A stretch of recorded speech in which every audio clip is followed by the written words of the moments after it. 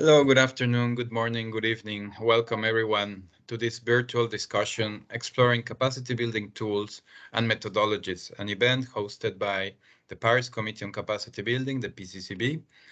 I would like to start off by thanking all of you for being here, and we're looking forward to a very fruitful and interesting session and very enlightening discussions. My name is Alejandro Kilpatrick, and I am the manager of the Capacity Building Subdivision here at the Climate Change Secretariat.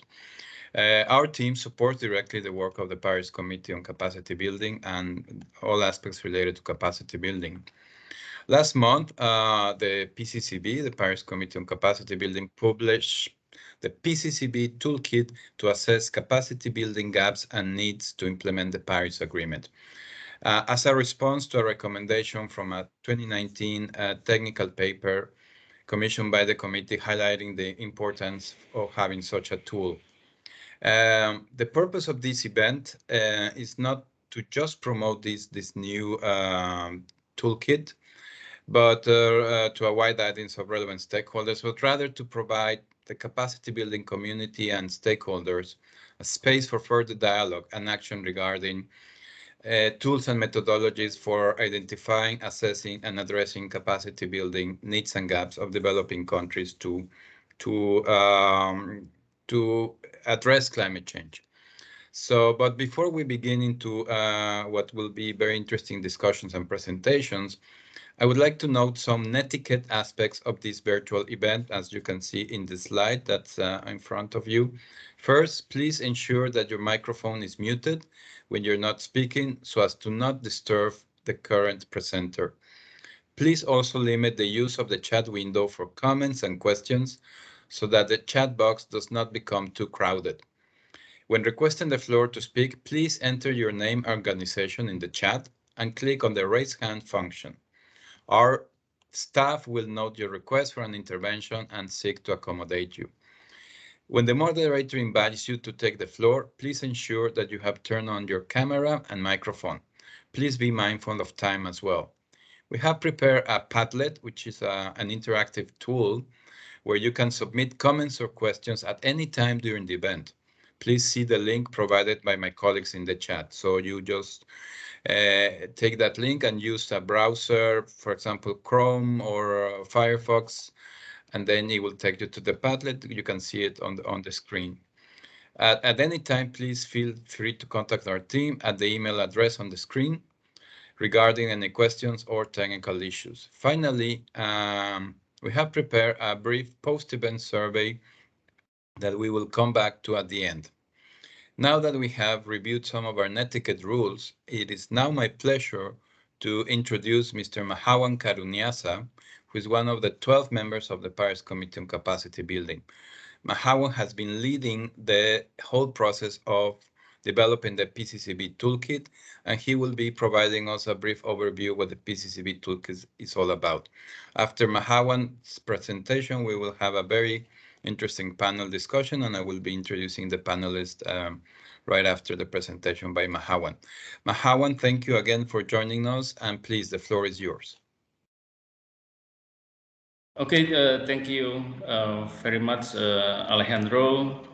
A warm welcome to our audience and speaker to this event. My name is Mahawan Karunyasa, and I'm one of the 12 members of the Paris Committee on Capacity Building. On behalf of the committee, I would like to thank you all for being here for this event. Established at COP21 in 2015, the PCCB addressed current and emerging gaps and needs in implementing and further enhancing capacity building in developing countries. Last month, as mentioned by Alejandro, that the PCCB published the PCCB Toolkit to assess capacity building gaps and needs to implement the Paris Agreement as a response to a recommendation from a 2019 UNFCCC technical paper highlighting the need for such a document.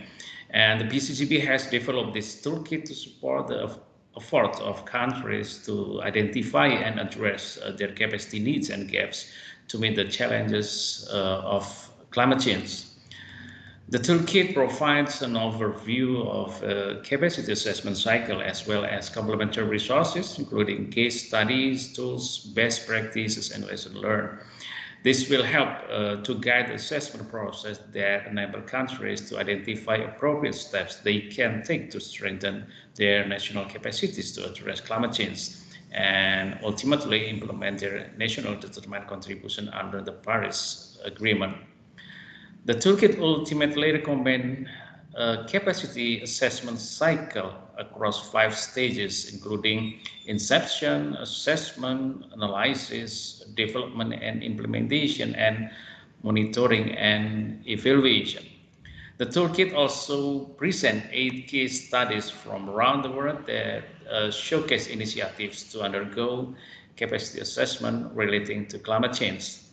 The case studies are from Malawi, Indonesia, Fiji, Colombia, Pakistan, Trinidad and Tobago, Papua New Guinea, and Sri Lanka.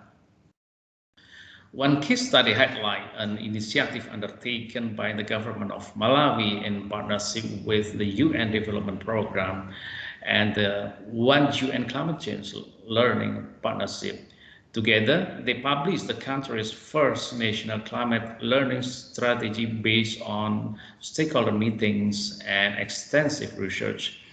The strategy covered 2013 until 2019 and seeks to address critical knowledge gaps in the development of informed policies and programs to meet the challenges of climate change.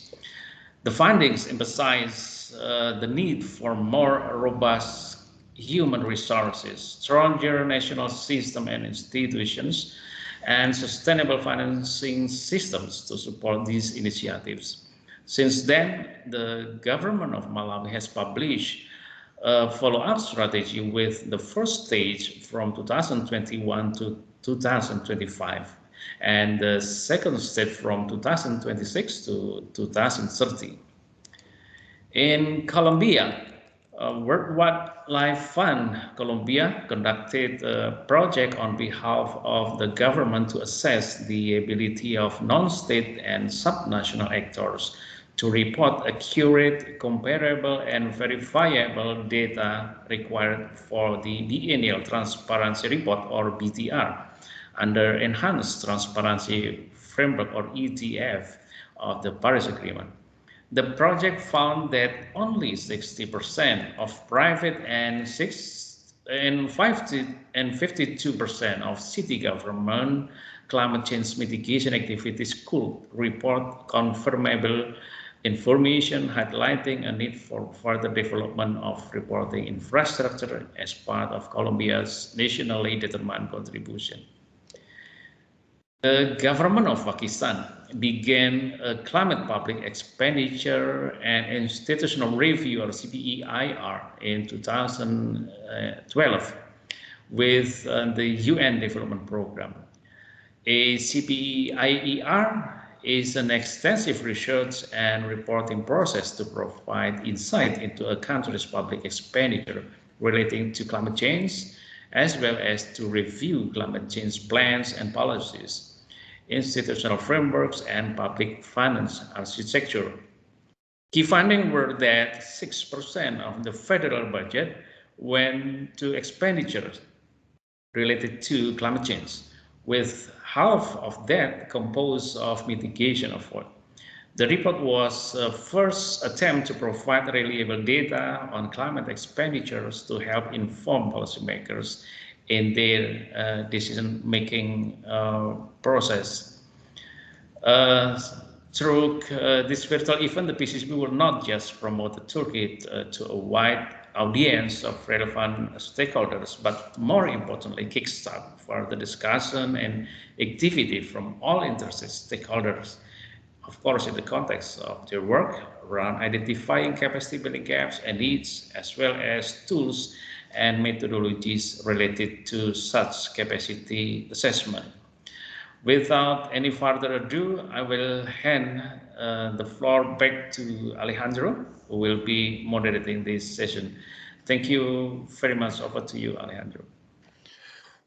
Thank you very much, Mahawan, for this introduction to the PCCB Toolkit, which is a bit of a very quick overview what the toolkit is, what it contains, and where you can find the information. As mentioned, the toolkit is a combination of a document, but also a set of online resources that accompany the document, and we will speak a bit more about that. Through this virtual event, the PCCB intends to catalyze further discussions and activities from key stakeholders working in areas supporting capacity building, capacity enhancement. In the context of identifying capacity building gaps and needs, something that through the toolkit the PCCB is aiming at and is part of its mandate, but also specific tools and methodologies related to such capacity assessments for different purposes. And that's why we have a very diverse panel which will provide perspectives from different areas. As I mentioned, we have a very distinguished panel joining us today that I have the pleasure of introducing. So first we have Mr. Jens Sedemund. He's the head of Environment and Climate Change team in the OECD, the Organization for Economic Cooperation and Development. Welcome, Jens. We also have Mattias Frumerie. He represents the Standing Committee on Finance. He's a member of the Standing Committee on Finance. Welcome, Mattias. We also have Nadège Trocellier, who represents the Climate Technologies Center and Network, the CTCN. And we also have my colleague María del Pilar Bueno, who's representing the Impulsouth project. She's the research coordinator in this project, which is quite interesting, and you'll hear more about that. And last but definitely not least, we have Chizuru Aoki, representing the Global Environment Facility, the GEF, and she's the lead environmental specialist there at the GEF. We are so excited to have this expert panel joining us today. Like I mentioned, covering such a wide area of knowledge and experience to discuss capacity building tools and methodology from different angles, from the angle of climate finance, from adaptation perspective, from transparency, from a donor's perspective. So it will be a very interesting panel.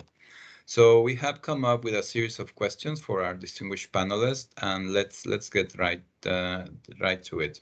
So the first question, and this will be directed to Jens, is how can donors use toolkits such as the PCCB Toolkit to build capacity in developing countries, to assess gaps and needs to implement the Paris Agreement?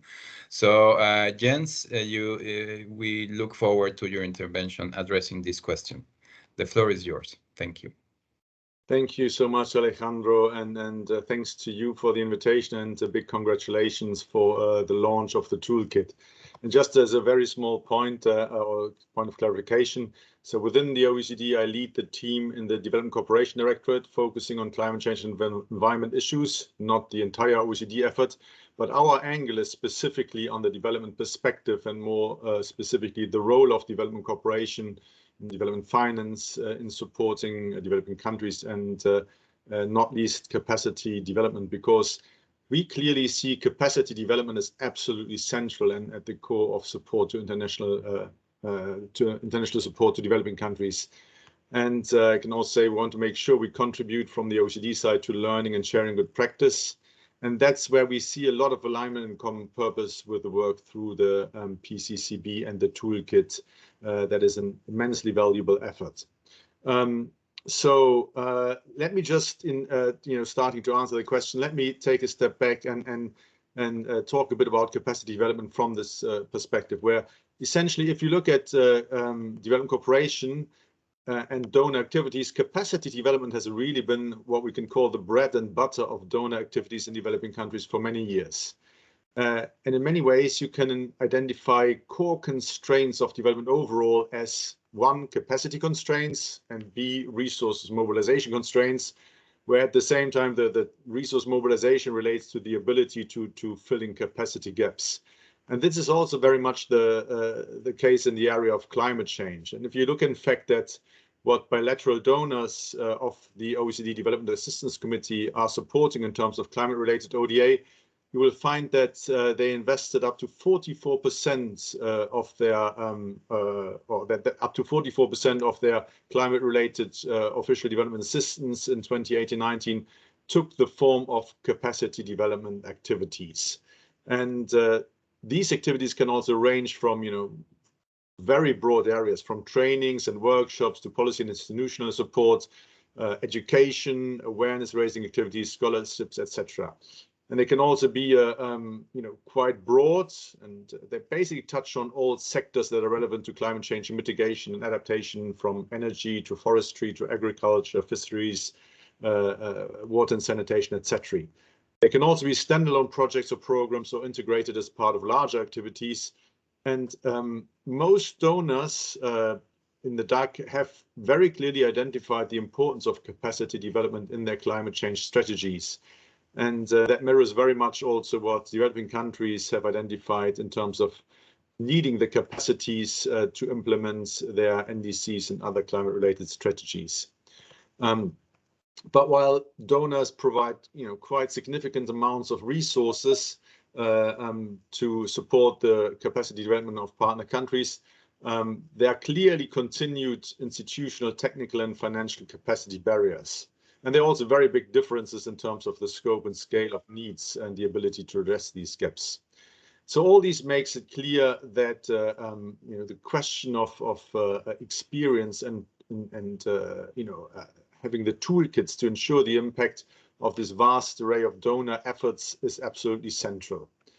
And this is in particular also the case because there's pretty little evidence on how donor activities and investments in this area have been really able to sustain capacity development over time in developing countries.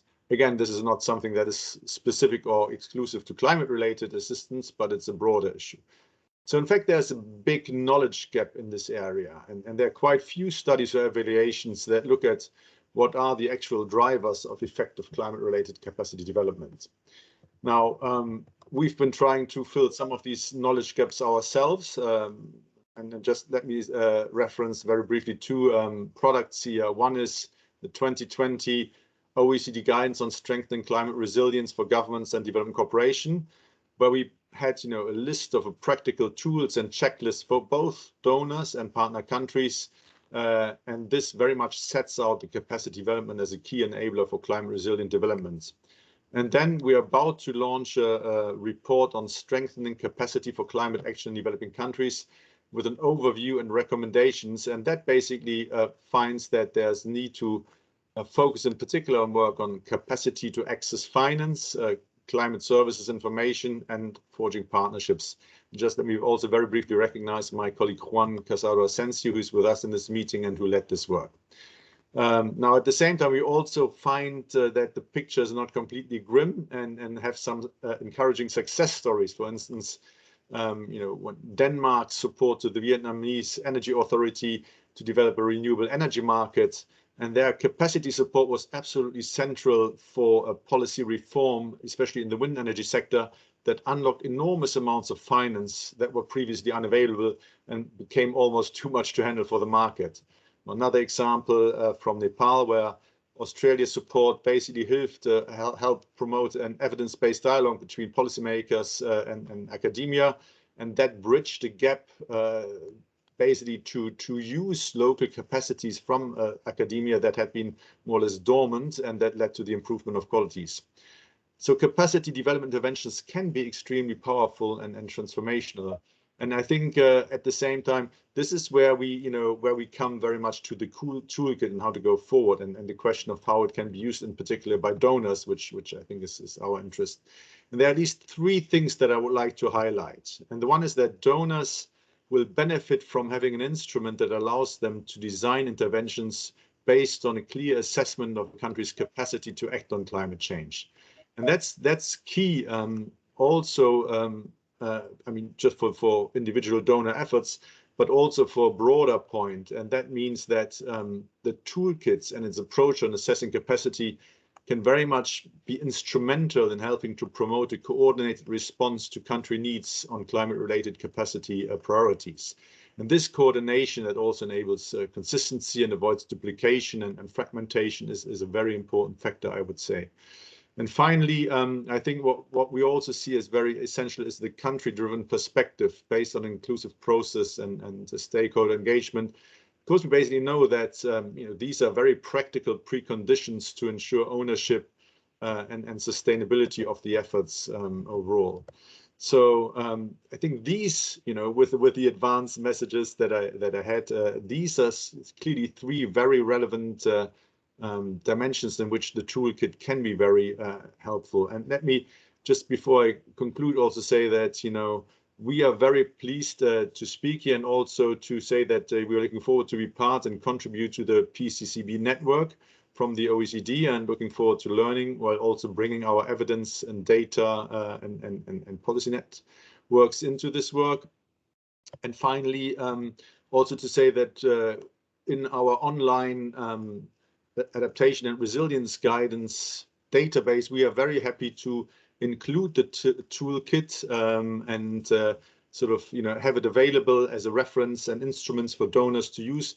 We look forward to seeing how we can collaborate further with you and the team on that. And finally, also very pleased that we are working with you and colleagues to develop a series of workshops to dig a bit deeper into some of the key issues on capacity development, as I mentioned, in particular focus on access to finance, climate service and data, and partnerships. And with that, congratulations again, and we look forward to the continued collaboration and exchange. Thank you. Thank you so much, Jens, and we really appreciate the ongoing and future collaboration with the OECD along the areas you mentioned, and thank you for sharing the toolkit to your own channels.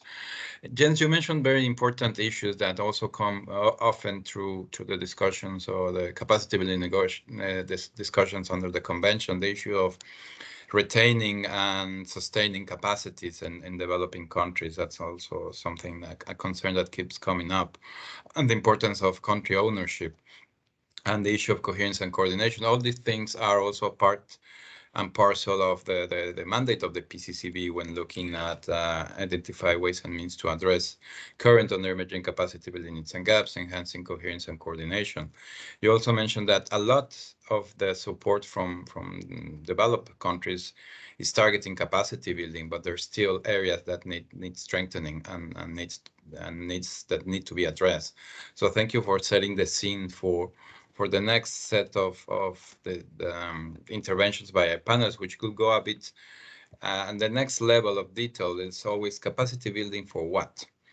So, and the fact that capacity building can be considered as a very cross-cutting issue when it comes to, you mentioned it, Jens, already, mobilization at the Bureau of Climate Finance, transparency in reporting climate actions, and mentioning some of the key aspects, of course, of the Paris Agreement and what parties are focusing on the outcomes of some research we've done.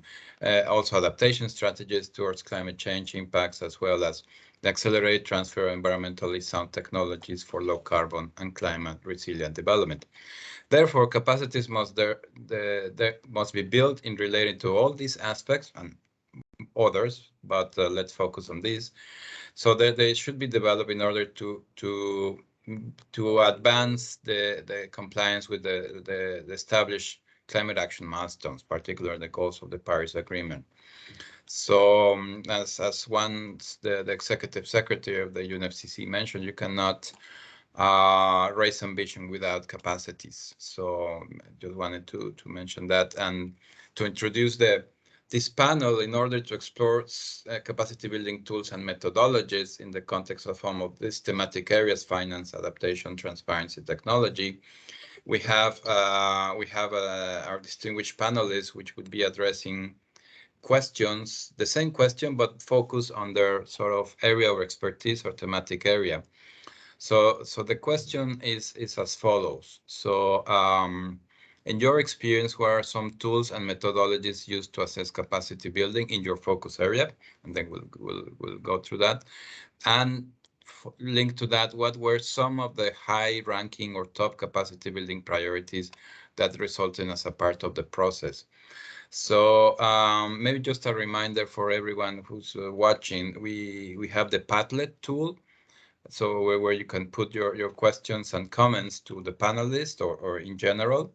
So I see it's still empty. So if you want to start putting your questions or comments there, it will be very much appreciated. My colleagues maybe can put the link again for you to access it. So this is the question, and I will ask. I would like to start this discussion with my colleague and friend Chiz from the Jeff, who maybe you can give a perspective from the Jeff. Jeff has a long tradition and experience in assisting countries in building capacities, but maybe focus a bit on a recent initiative, well, not so recent anymore, related to transparency. Chiz, over to you. Thank you.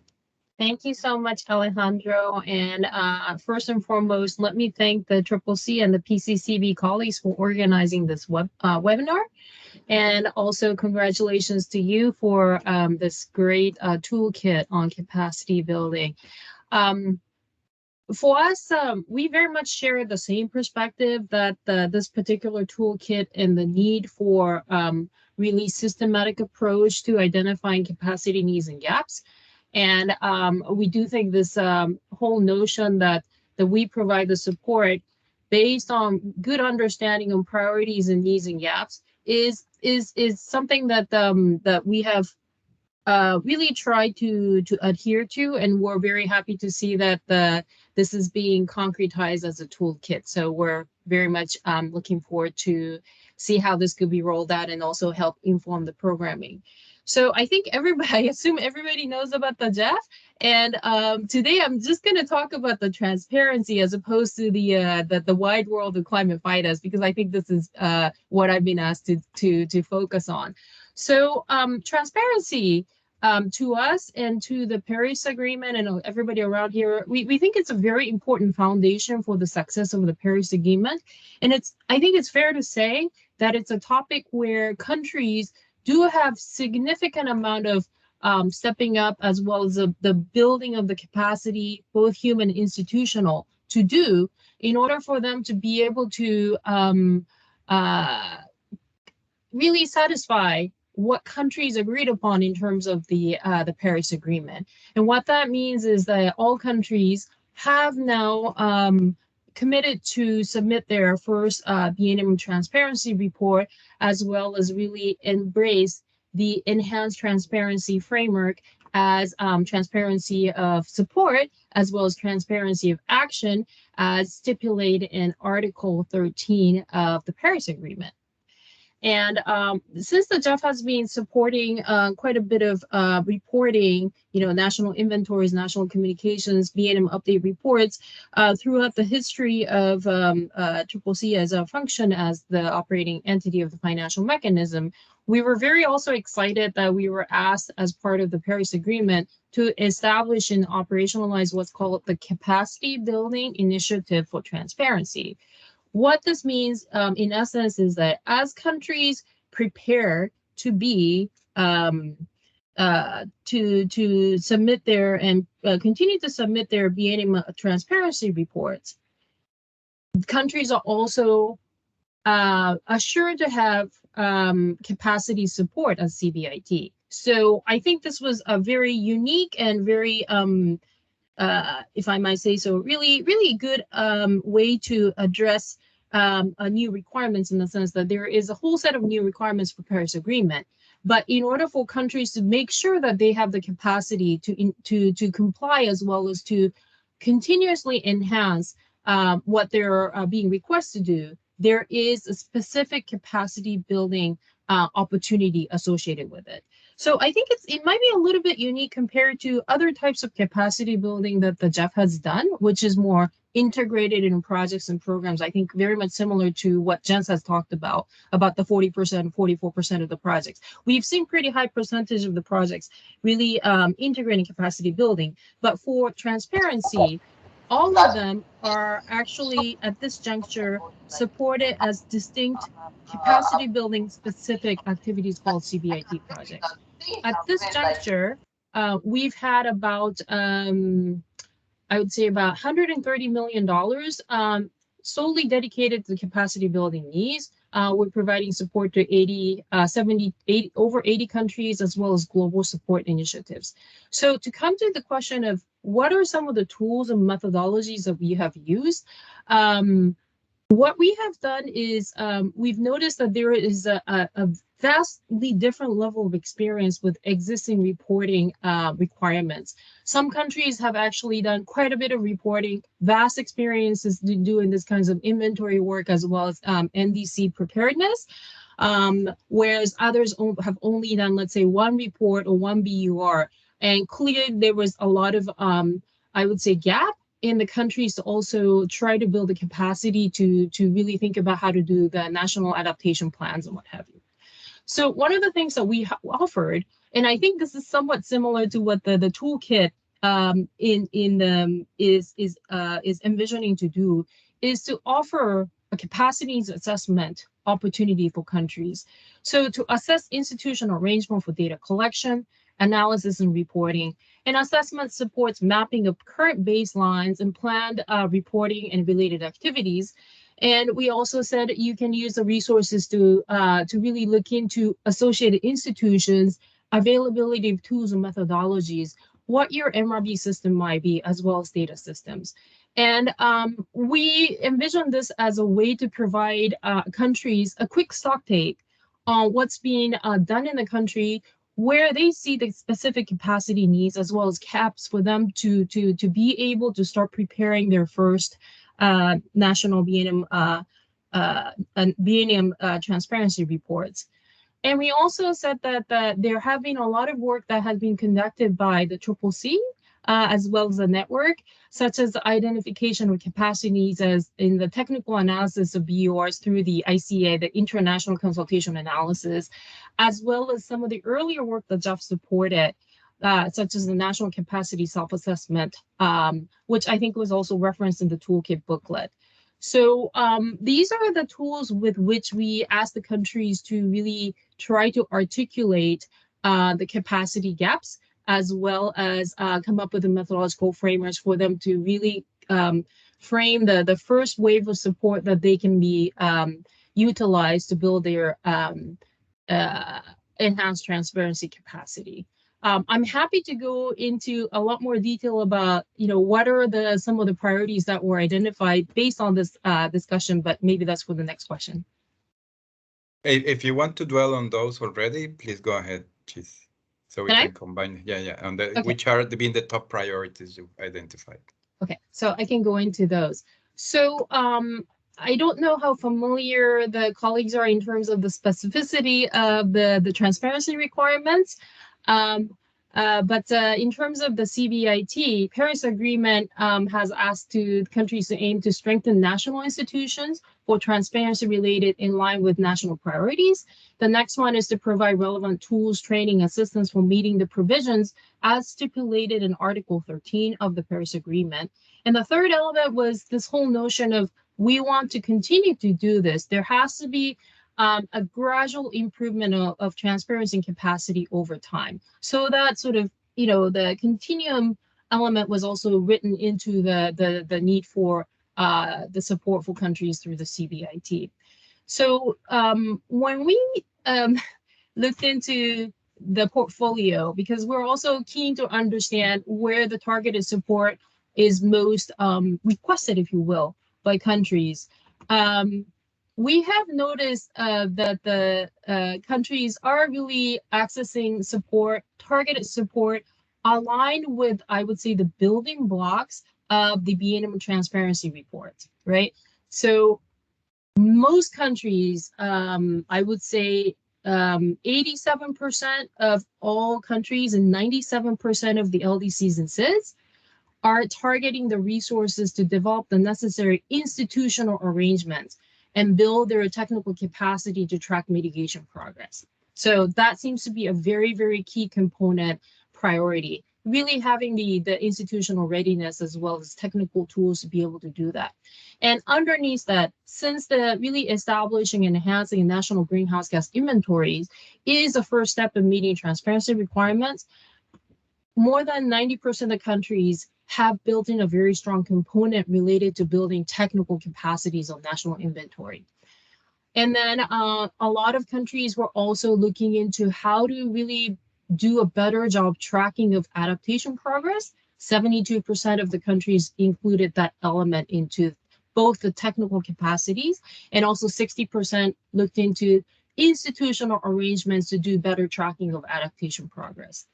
And ultimately, the transparency framework is also really linked to the national determined contributions and how they're doing. This is the double wheel of the Paris Agreement. You know, what countries aspire to do as NDCs and what countries are really doing, which we're trying to keep track of through the transparency agreement. 64% of the country projects are really looking into how to enhance NDCs and the policy frameworks in order for us to really build a much longer term impact of CBIT projects. So we found this to be very interesting, that the countries are looking at not just about how to do a better job of reporting, but link that into how do we make sure there is a linkage back to the climate action that we're aspiring to do and put on the table for the Paris Agreement. And we also noticed there's quite a number of sectors where countries felt that there needed to be a lot more work done to refine and build the capacity for better inventory as well as reporting. And those tended to be in the agriculture, forestry, and other land use sector. Compared to the energy sector, I think countries really felt that there is a need for them to really have a much better grasp, if you will, of the performance of sectors that are more land-based. And because of that, we have also tried to complement the country-driven capacity needs with more global type initiatives that we have developed on the global CBIT projects on, like, for instance, forestry as well as FOLU, which are providing more targeted support for sectors and systems for countries that are interested in really enhancing this across the board. So, yeah, so I will stop there. Happy to go into further detail. No, thank you so much, Yeah. Chiz. It's thank you for all the details, and yeah, I think the CBIT came at a very important point and has made a lot of progress in supporting developing countries, particularly through this approach of promoting country ownership and putting at the disposal of countries tools for them making their own assessment and leading the work on addressing their needs. So now over to climate finance, as mentioned by Jens, accessing climate finance, understanding financial instruments is one of the areas that's always being highlighted as a priority as regards capacity development enhancement. And in this sense, I'm very happy to introduce Mattias Frumerie, a member of the Standing Committee on Finance, to address the same question, Mattias, but from the climate finance perspective. So I don't know if we can put the question again in the screen, but just to repeat it, in your experience, what are some tools and methodologies used to assess capacity building, in this case for climate finance? And again, what were some of the top capacity building priorities that resulted as part of any of the process, any process being led by the SCF? So Mattias, over to you. Thanks so much, Alejandro, and greetings from Stockholm. Great to be with you. So I serve as the focal point on the Standing Committee on Finance to the PCCB, and I also was one of the co-facilitators for the first report on the determination of needs of developing country parties related to implementing both the Convention and the Paris Agreement, a mandate which was given to the committee at COP24, and we presented the report prior to COP26 last year.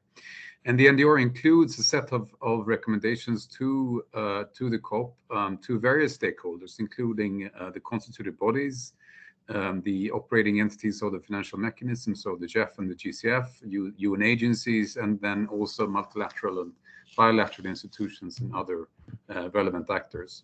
So great to be with you today to participate in this webinar, and congratulations to the PCCB for developing this cool toolkit, which hopefully will be of great support to developing countries when assessing their needs and priorities. So very much welcome this opportunity to share some of the key findings of the NDR with respect to capacity building needs and priorities. And let me also just share what colleagues previously have said and what Jens said sort of on the linkages between climate and development related capacity building. Clearly, I mean, those are two parts of the same coin, basically.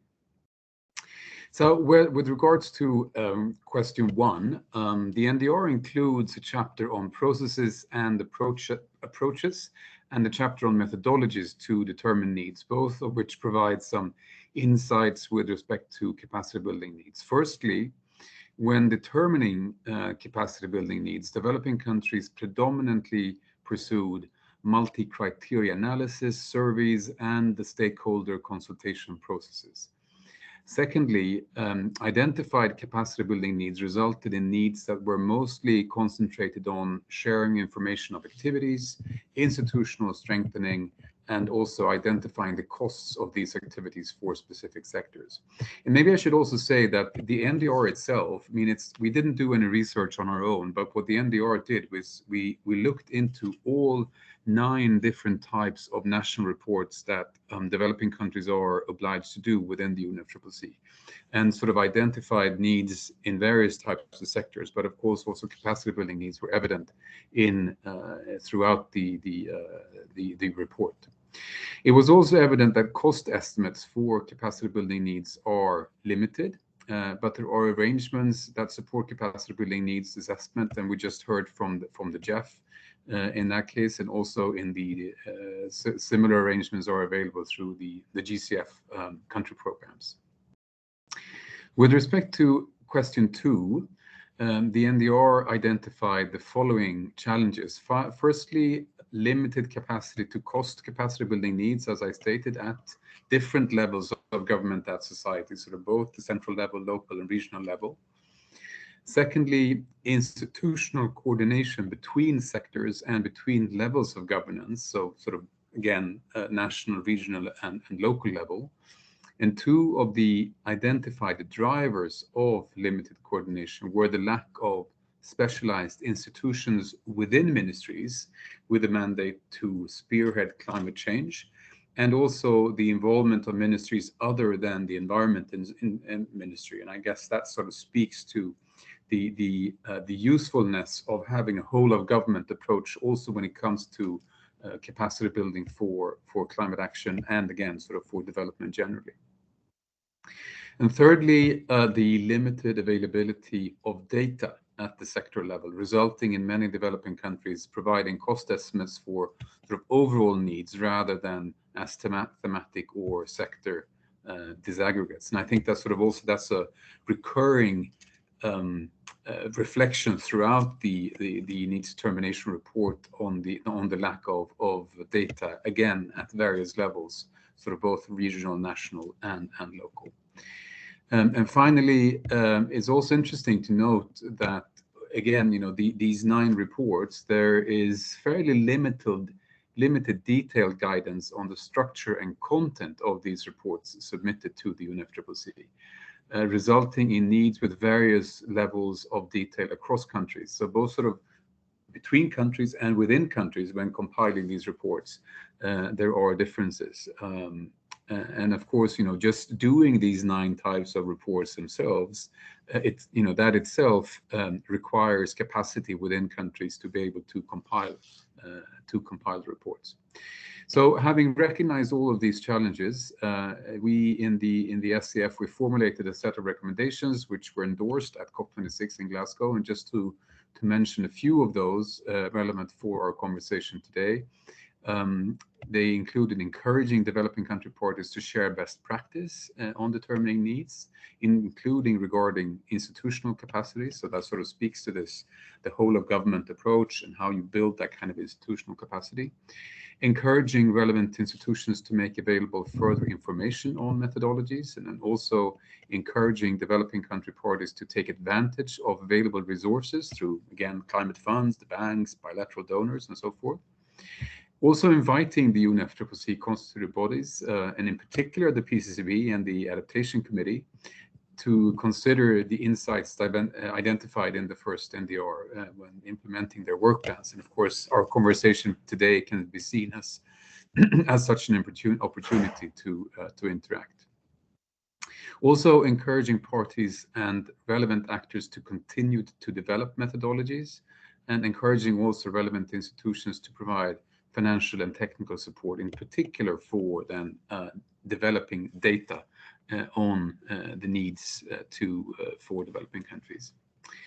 And from our perspective, I mean, I think we should highlight that the capacity building toolkit provides an opportunity to follow up on some of these recommendations from the NDR, and I look forward to continuing to engage with the PCCB to support the dissemination of the findings of the NDR, and particularly with respect to capacity building needs and priorities, of course.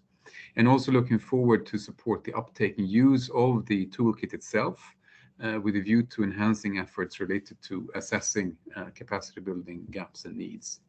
And finally, maybe as a more general reflection from COP26, and sort of a bit slightly stepping outside my SCF role, I mean, I think there seems to be, to me, as we now enter a phase of more focused implementation of the Paris Agreement, that we actually need a step change also when it comes to capacity building, and making sure that capacity built is capacity retained, as also Jens highlighted. All countries need an institutional setup that facilitates ambitious implementation of the Paris Agreement, ensuring the implementation of the enhanced transparency framework, Article 6, adaptation, mitigation.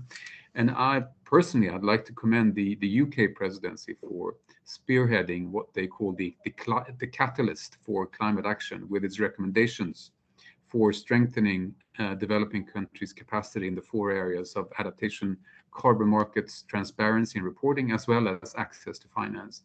And also on the latter area, I wish to highlight the recommendations of the Task Force on Access to Climate Finance and their potential to build capacity in developing countries. And I think for all of us, integrating climate action in our national budget and planning process is really key to building capacity for more ambitious climate action. So thanks again for this opportunity to take part in this conversation, and for the continued close collaboration between the SCF and the PCCB. Thanks.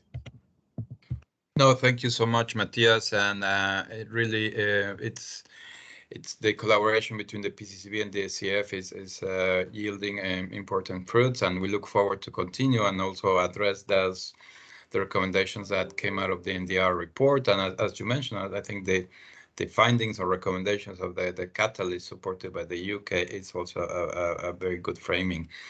Mattias, you mentioned important aspects when it relates to climate finance, is the institutional capacities, and also the importance of retaining those capacities and supporting developing countries in moving forward to look at climate finance from various sources. So as mentioned before, accessing climate finance, capacities for accessing climate finance is one of the priorities that's been mentioned by several parties, at least in the UNFCCC process.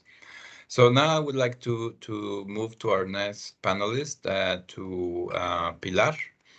And again, it's the same question, but now from more the adaptation perspective. So the 2 questions, looking at the tools and methodologies in your experience to assess capacity building in the context of adaptation and resilience, and what have been the top capacity building priorities that have emerged out of such processes. So Pilar is leading or very much involved in a very interesting project called Impulsouth, which I have the privilege of also being involved, and which is yielding very important experience. I'm sure Pilar will be sharing some of those. Pilar, over to you.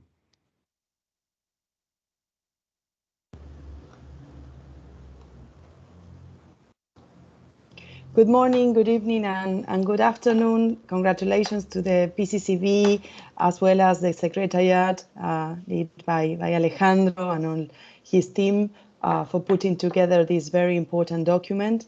I'm very grateful for the invitation to share some of the experiences of Impulsouth. Let me very briefly introduce Impulsouth. It's an alliance of organizations seeking to promote South-South cooperation and to increase knowledge and capacity from a multi-level perspective and towards the first global stocktake. It is financed by IDRC, coordinated by Fundación Avina, in collaboration with UNU and Flaxo, and national institutions can be consulted at impulsouth.org, such as CHAI from Uganda that we recognize in the audience today, and we thank you, the colleagues, for participating. In doing this, we focus on 6 countries: Dominican Republic, Guatemala, Madagascar, Niger, Uganda, and Zambia. And it comprises different stages. Today, we would like to share some experiences with respect to the national research process that I have the opportunity to coordinate along with my colleague Ignacio Lorenzo.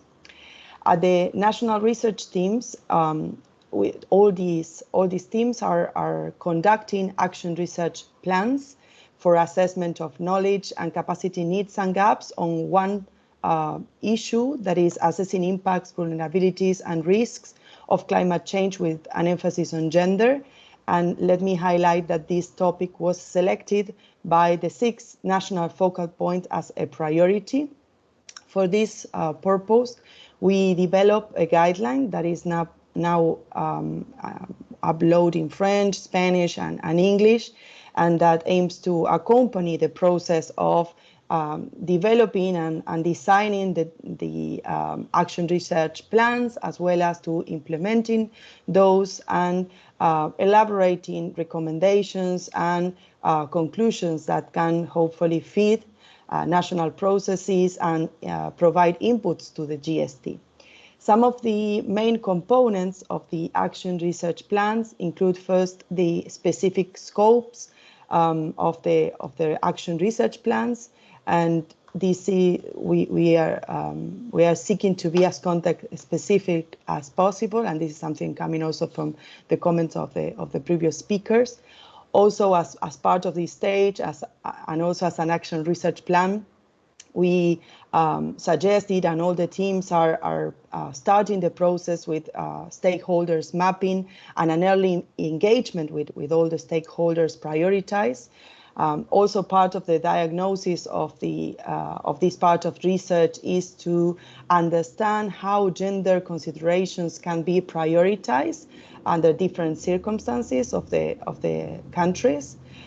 When we refer to a specific scope, we talk about national, sectoral, and/or territorial vulnerabilities and/or adaptation actions informed by national documents and reports submitted to the UNFCCC, of course, in consultation with the national focal points. So now we are working with Dominican Republic and Guatemala, are working, both of them, in coastal and marine zones, as well as Dominican Republic is also working on the agriculture sector, as well as Niger. Zambia is also working on needs and gaps among key agricultural institutions, both at the governmental level and CSOs. Madagascar is working on water sector of the city of Antananarivo, I'm sorry for that, and Uganda in the district of Nakasongola within the cattle corridor. So as part of the action research plan, we have the specific scope, we have the objectives, the literature review, and another stage is the theoretical and conceptual framework. Let me highlight there that the work made by the PCCB and the capacity building UNFCCC framework is very important, inform our process.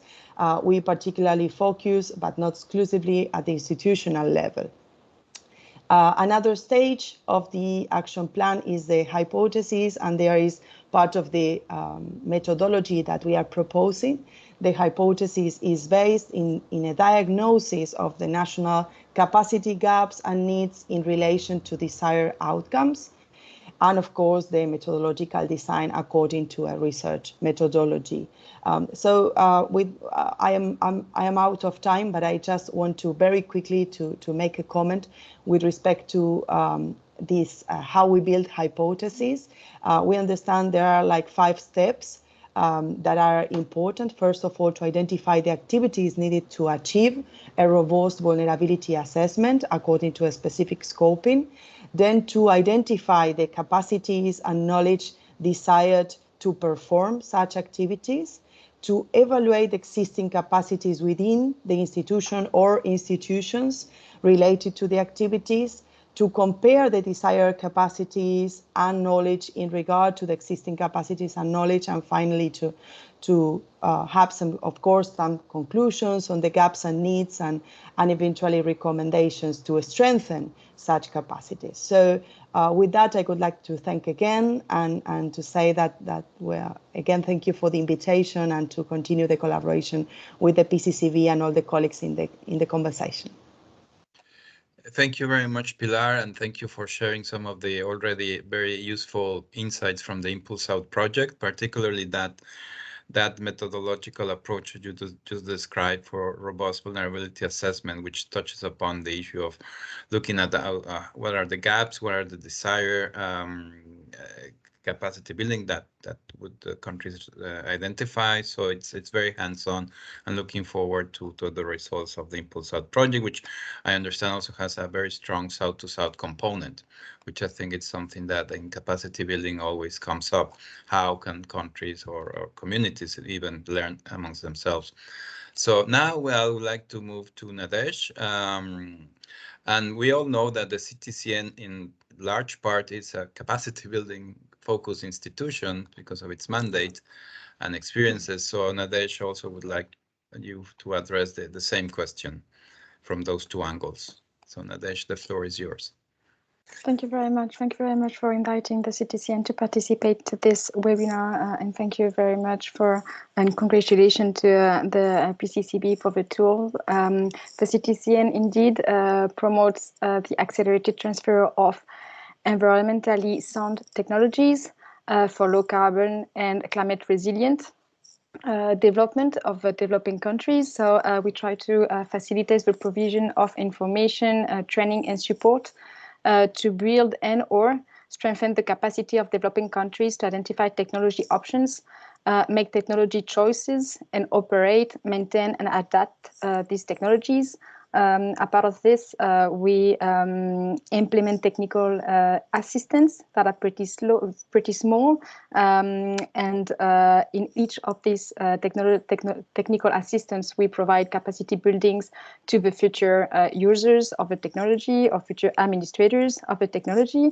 And as part of this, we believe that the tool that the PPCB has created could very help us to assess the capacity gaps, needs, and potential solutions of the country. So we will be using the tool very frequently.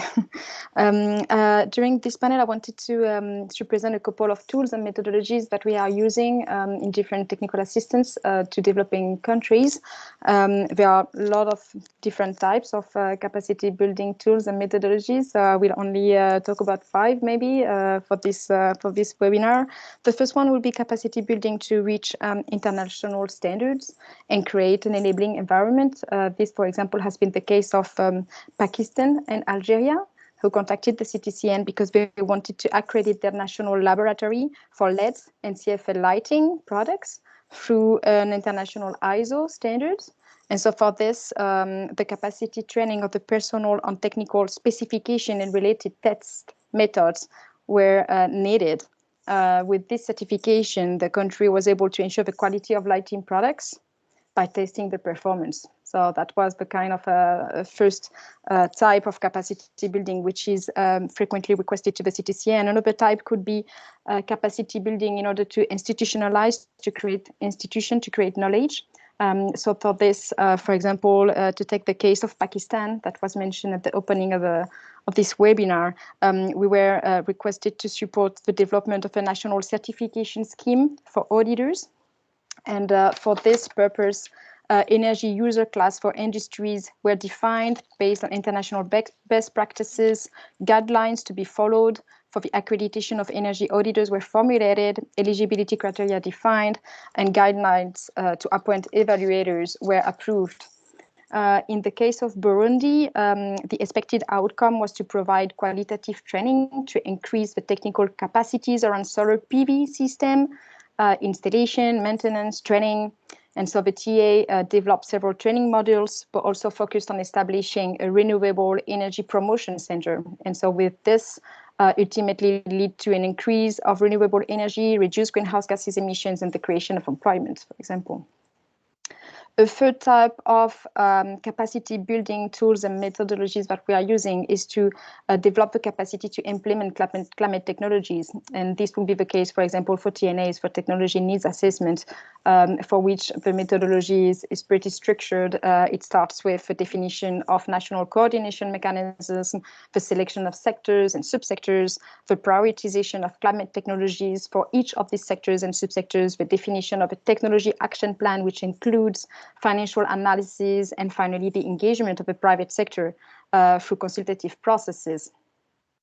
Another type of capacity building in which we are frequently working on is to understand better innovative and transformative technologies. So, for example, in 2021, we received a lot of requests from developing countries to understand how blockchain technologies could be introduced in different markets. So in order to provide an answer to these needs, the CTCN organized a series of 6 webinars in a 2-month period to understand better what would be the role of blockchain technologies in terms of governance, transition to clean energy, adaptation finance or mitigation finance, managing carbon emissions, or creating sustainable value chains through blockchain technologies. And finally, this was already mentioned by the other speakers, but the need to develop financial proposal or concept notes to the GEF or to the Green Climate Fund. And we created, for example, a program which was called Vision to Concept for Eswatini and Sudan. And this capacity building program has proven useful in supporting the countries to secure potential funding for project ideas related to the implementation of their TNAs or technology action plans. And the main objective of the program was to fast-track the implementation of countries and DCs by building capacity of key stakeholders in developing bankable project proposals to access climate finance from the Green Climate Fund. It was very successful because from the 2 countries, 4 concept notes were developed, and from these 4 concept notes, 3 were selected by accredited entities to be moved forward to the next stage, develop full funding proposal to the Green Climate Fund and try to leverage this funding. So yes, these are only 5 types of methodologies and tools that we are using in the different technical assistance. There are many others. We didn't speak too much about youth and gender, for example, in this panel so far, but this is also something which is capacity building is really requested, and we have specific methodology for these ones. But I will stop there because of a matter of time. Thank you very much. Thank you very much, Nadège. And I think your intervention shows that the CTCN is looking at all levels of capacities when doing your work, and the institutional, to some extent systemic, but also individual, going into very specific technical capacities, for example, when you're talking about PV installation, etc. I think also worth mentioning that in the context of the technology mechanism or the technology arrangements, having the TNAs and the TAPs, the action plans, is a very good instrument because it allows you to structure this needs assessment, and that's something to learn from, and looking forward to maybe benefiting from those methodologies to populate the resources that are accompanying the toolkit. Okay, so that concludes the first round of the panel. I see we already have several questions in the Padlet, and we will come to them in the Q&A session.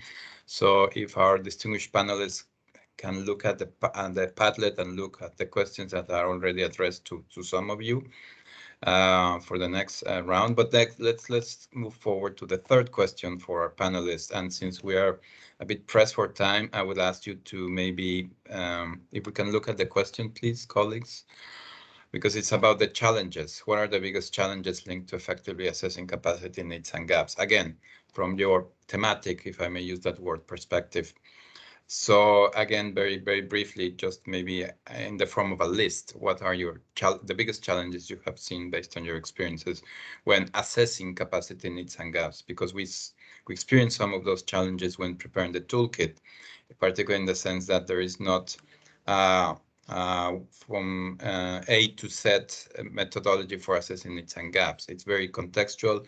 It depends on elements or teams. So maybe it would be great to hear from you your opinion on these challenges. Let me start now by asking Pilar.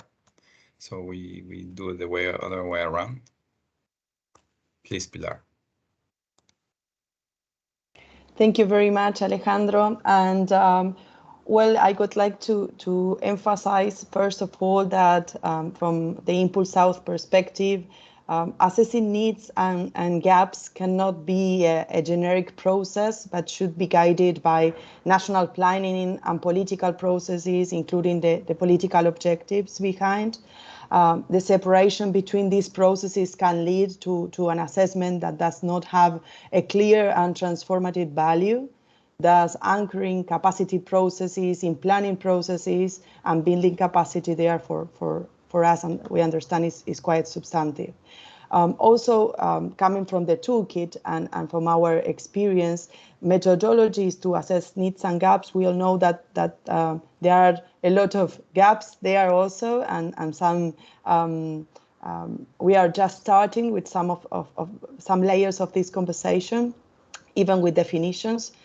Really require some deepening. So in this sense, the contribution of the PCCB, for example, and the capacity building UNFCCC framework, as I said before, in terms of the level of analysis was and it is very important for the project. As I said, Impulsouth is working more in particular with institutional level. It is also a challenge and also an opportunity from our perspective to conduct action research processes with communities, recognizing, of course, the value of creating collaborative and co-creation spaces, also acknowledging that there are different ways to approach to knowledge and to build knowledge and capacity. So this idea of being context specific, of course, again, is quite important.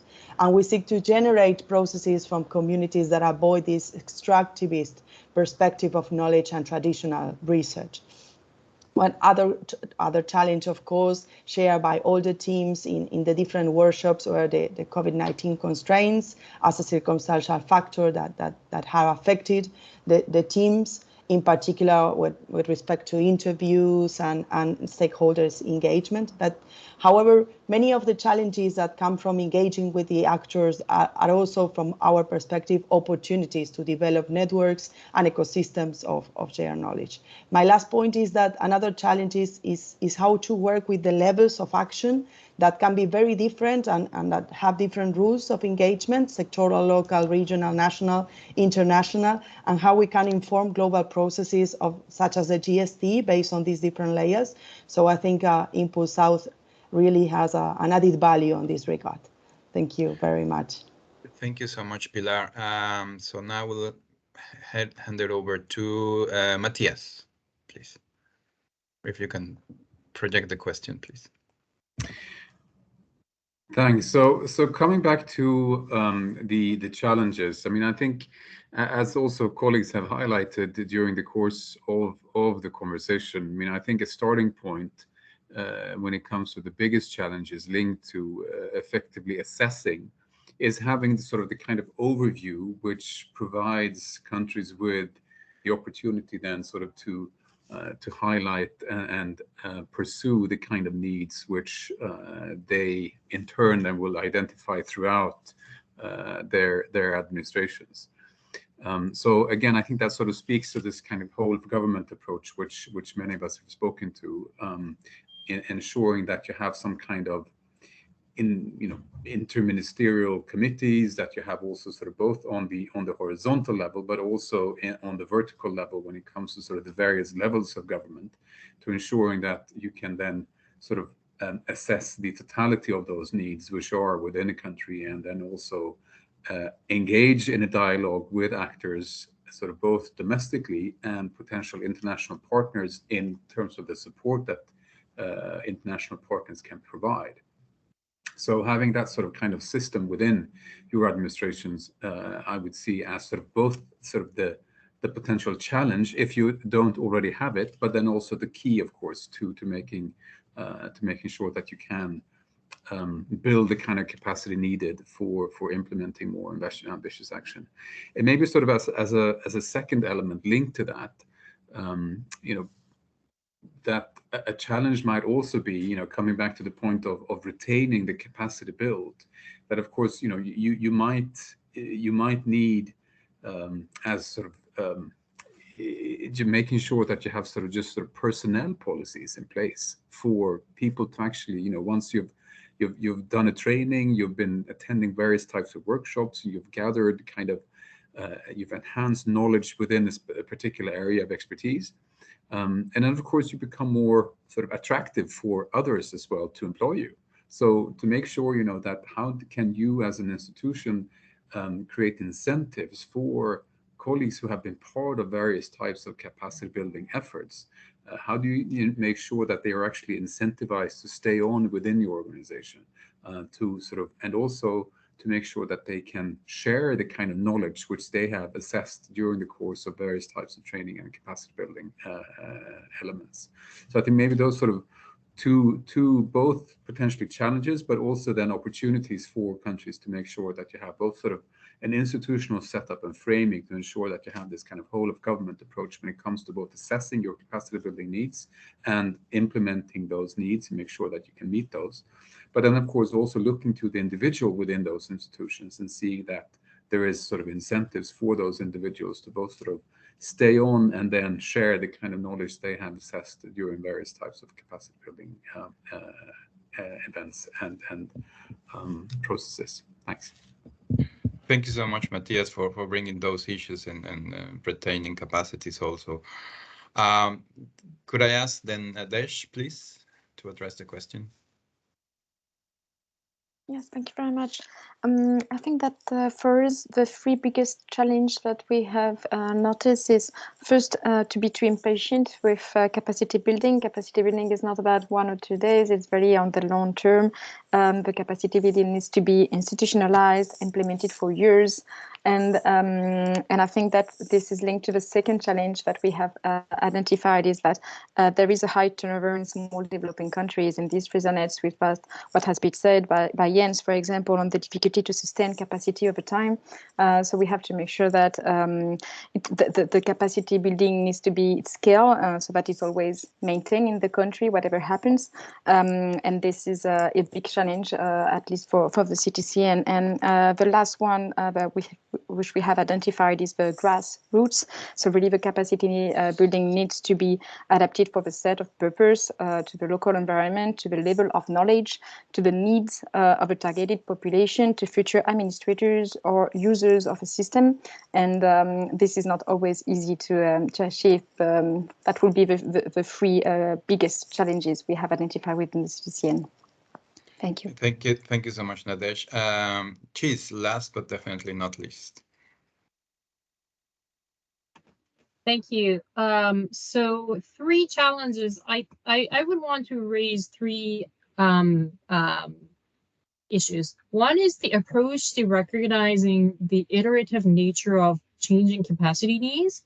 And the second one is really understanding the scope of capacity support. And I would say the third one is really being able to articulate capacity building's role and policy relevance at the end of the day. Very quickly, the first one, particularly for the enhanced transparency framework as well as BTRs, the challenge is that the countries are still transitioning to the new regime, right? So they may not necessarily have a very complete picture of their institutional human capacity needs based on the actual experiences preparing these reports, not just yet, right?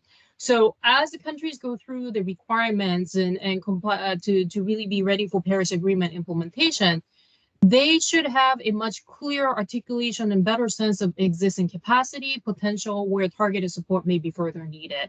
So we think this points to the need to really embrace more cyclical and integrated approach to assess evolving capacities and gap that the toolkit is actually introducing. We think this is actually very much critical.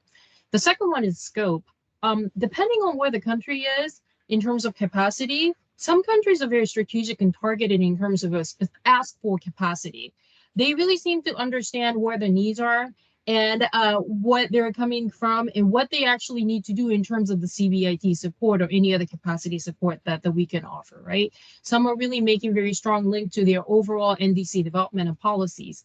But we still see some countries requesting fairly generic and general support for capacity building. And on those, we tend to have a back and forth to really ask about, what your particular scope is and what exactly you're trying to address at this particular juncture. Another element I want to highlight is still the whole notion of really building capacity from the whole of society approach, the youth and gender. They really need to be, these are the issues we really need to be impressing upon the countries to be able to be included within the scope of capacity. And that's, I think, is a challenge. Finally, I think the policy relevance may be a particular priority for transparency, other measures related to Paris Agreement. We need to make sure that there is a case built within the countries for to understand capacity building is really helping them to move towards evidence-based policy making, and that the need to move increasing towards a better linkage, if you will, between climate data as well as their assessment towards policy making, as well as building the really enhancing the level of ambition for climate action as a whole. So I would say those are the things that we see as challenges that really need to be tackled moving forward in capacity building. Thanks. Thank you so much, Chiz. Thank you, everyone. Thank you to our distinguished panel. We're a bit pressed for time as we had very fruitful discussions, very nice and insightful interventions from the panels. But let's open a bit the space for questions and answers. We have already several questions in the Padlet. I hope our panelists have seen the questions addressed specifically to them. But we have a request for an intervention in the chat from, sorry if I mispronounced, Swati Manshiekanti from UNICEF. I don't know if you're still there, if you want to ask your question. Well, maybe our panelists look at the questions in the Padlet. Swati? Yes, hi. Thank you for this time and for organizing this workshop. I think, having a structure and guidance for how to do capacity needs assessment is really impactful and useful, especially, for a country like India where we work, where even though I think climate change issues have definitely been part of the national dialogue, the actual implementation often varies, and it is often, driven by political leadership at the state level as well. I just wanted to add on to what panelists had said about the key challenges that might lie ahead in terms of implementing this tool. To say also, I think going forward, we might need to just expand the definitions of what needs to be assessed when we're doing capacity assessments. For instance, we in UNICEF here helps with a really large scale health programs, WASH programs, and other programs.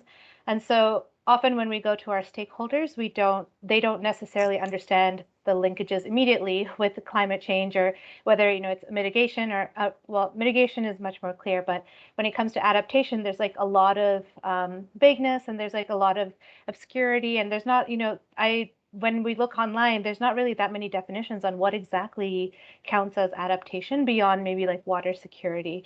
So I think in complement to this capacity needs assessment toolkit, it would be also really great if UNFCCC and other partners could also provide some guidance going forward on how we can better identify adaptation opportunities within existing social sectors as well, to kind of build that language and that type of awareness too, so that donors are more sensitized to this and more willing to, I think, to contribute to these areas of work. Thank you. Thank you very much for your comment. Maybe I would like to move to at least have a chance for each of our panelists to address one question posed to them. So there is a question for Jens from Rodrigo Gomez. I don't know, Jens, if you managed to see it. I'll try to summarize it. One aspect is he would be interested in knowing more about your publications and that you mentioned in intervention. And the second question would be related to the little evidence of the impact of donor activities you mentioned. Is it a matter of bad knowledge management or more of a people-focused activity with no handover safeguards once people have moved from their positions, instead of having an institution-wide effort to build capacity? What are your views on this? Thank you very much. So I think I'll try to post information about the publications in the Padlet or the chat. On the question of the evaluations, I think it's really a hard thing probably to assess that and to do that over the long term, because so many factors come together in a way. And I think it also goes. It's on the one hand, as we heard, it's the training of human resources. Basically, it's strengthening the institutions. It's sustaining also the basic resourcing for that. And I think a lot of these factors, at the end of the day, if you take out just one of them, that has a ripple-on effect and ramifications on the others, basically. And fundamentally, it's also about, I mean, that would be my sense at least, it's also about the fact that, in terms of providing the support, capacity is fundamentally something that as a donor you cannot control. It's sort of supporting really your partners in developing that and sustaining that. So invariably, it has an element of letting go and trying to encourage something, but that fundamentally is not within your ability to manage or control. So I think that's very much at the essence. I think that makes it also so important again to ensure the local ownership and the support to sustain and the demand to not just absorb an initial training, but build on that and use it. But yeah, I mean, certainly, I think it would be very relevant, interesting to see again what has contributed to that. I think obviously one factor that you could easily think is and that goes back to the resources question, if you build capacity that can relatively easily then contribute to mobilizing resources that can sustain itself, I think that would be probably a very straightforward factor to say, okay, that helps doing that. But yeah, I think it's not an easy question to answer, although there are a couple of ways to think about it to take it further. I hope that was somewhat helpful, but I also confess it's clearly not a definitive answer. No, thank you, Jens. I think it was super helpful and a tough question, and that's something that it's work in progress. Maybe let me move forward to the question raised for Pilar. How is South-to-South cooperation learning taking place or conceived within Impulsouth? Pilar, would you like to address this? Thank you, Alejandro, and thank you for this very interesting question. As mentioned before, the project has different stages, and all the project is based on South-South cooperation. I focus my intervention, since my role, on the national research process. So on this regard, the Impulsouth project seeks to generate a collaborative space and an ecosystem of knowledge on a specific stage of adaptation policy process. I agree with the colleagues that intervened previously, referring to the challenges of adaptation when we talk about the particular challenges of adaptation. We generate workshops to understand the challenges and jointly build solutions between the 6 countries and also with all the partners that are part of this process. Let me say that in this project we have a common ground that is adaptation policy, and to understand these vulnerabilities and risks is a common language for developing countries. So in a way, this is the opportunity of the Impulsouth project in order to be context specific, but not to work in isolation. So to understand the relationship between the vulnerabilities and risks of these countries and eventually of others. Thank you very much. Great, thank you so much, Pilar. I see that Nadège and Chiz have been very diligent and answered their questions directly in the Padlet. Thank you for that. So maybe I'll now move to Mattias, and there's an interesting question: how to ensure that capacity building assessments and strategies incorporate the needs of local communities and facilitate their access to climate finance? Very easy question, Mattias. Exactly, very easy question.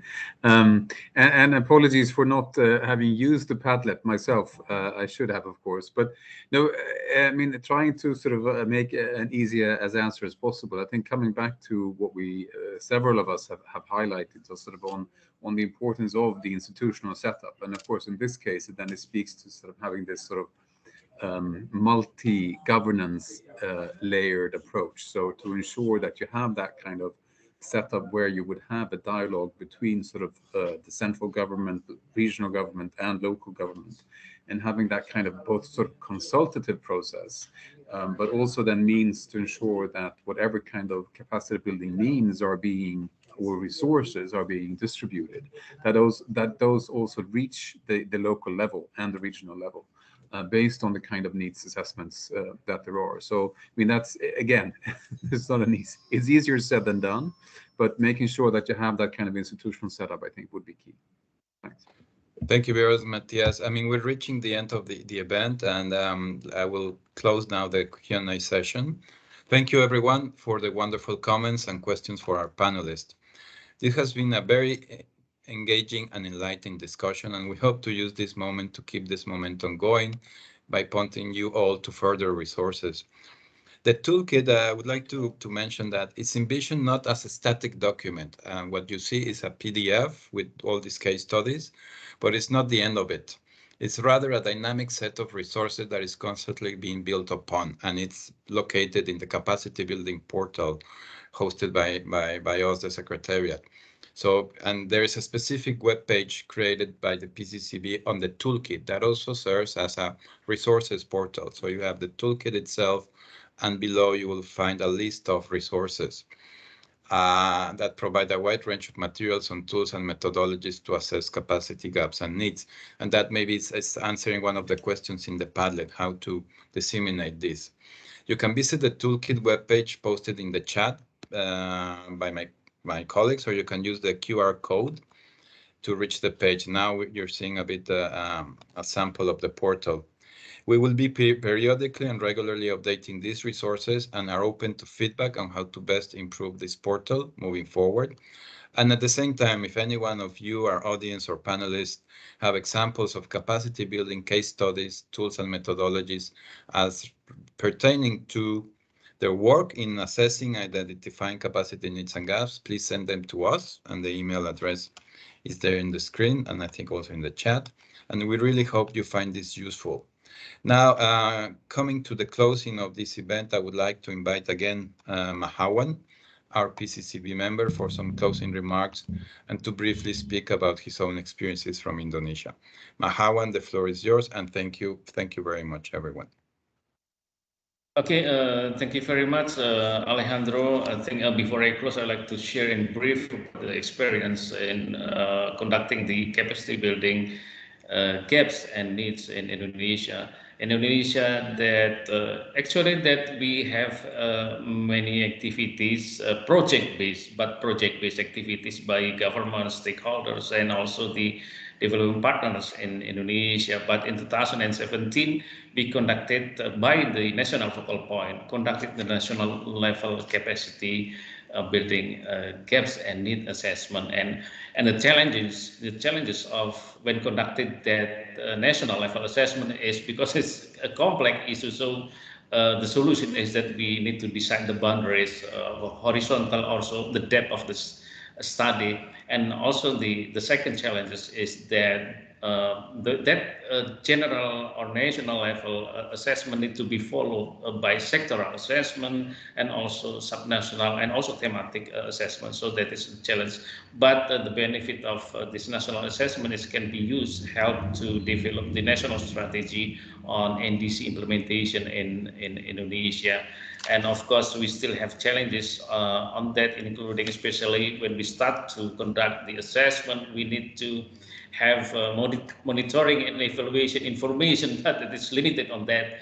And also in the end process that we also have challenges how to provide the action plan that can be easily mainstream into the development plan, into the subnational strategy, and also sectoral strategy. So that is in general the challenges.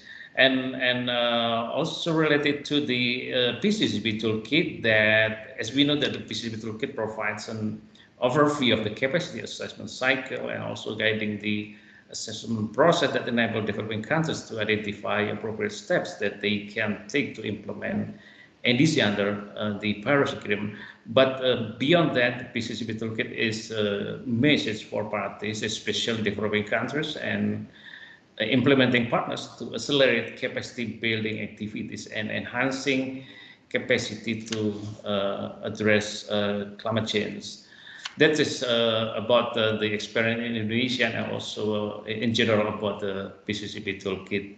And I would like to now close this session by thanking all our panelists and attendees for the lively discussions. This session goes to show that capacity building is a collective effort that we all help to shape. Before we close the session, I would like to ask you to please take a few minutes to fill out our brief post-event survey. You can scan the QR code on the screen or use the link in the chat. Your feedback will help us greatly to improve future event. Finally, I would like to take a moment to highlight the PCCB network. The PCCB is association of about 280 organizations and entities working to build climate-related capacities across sectors in 80 countries. To find out more about the PCCB network, please follow the link in chat. You can also join the UN Climate Change Capacity Building Linked Lane group by scanning the code on the screen to stay up to date on our capacity building activities and to connect with PCCB network members and capacity building practitioners. Thank you for attending, and we wish you the best from wherever in the world you are tuning in. Thank you very much. Thank you very much. Have a nice day. Okay, thank you very much, Alejandro, colleagues.